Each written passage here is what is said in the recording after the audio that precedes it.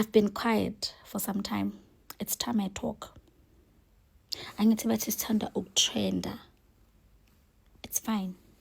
But sikhulumela futhi it's okay. Yabona manje ngifike la ukuthi I don't care ukuthi ubani uzothini.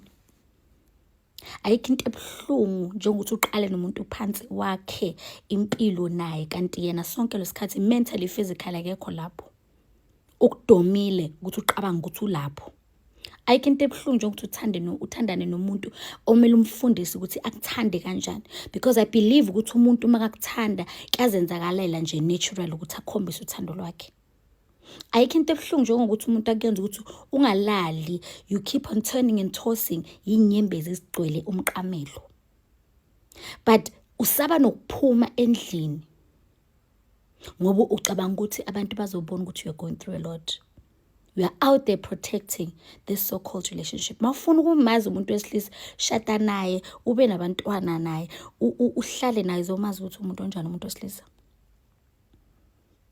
And you know what, Chomini? Ngizokutshela ukuthi before usave le video, mina bengithi ngiduduza wena. Mina I'm not going through a lot. Mina ngi-happy Chomi noPilo. Like I'm in a happy relationship. Angiyazi nje lento obhekene nayo wena inzima kuwe. Mina ngazi next Chomi. I can't relate. Bengithi ngiyakududuza my friend. Ube right.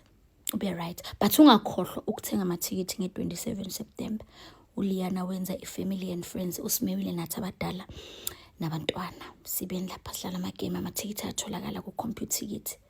Duduzeka my friend, duduzeka. Aish, yeah.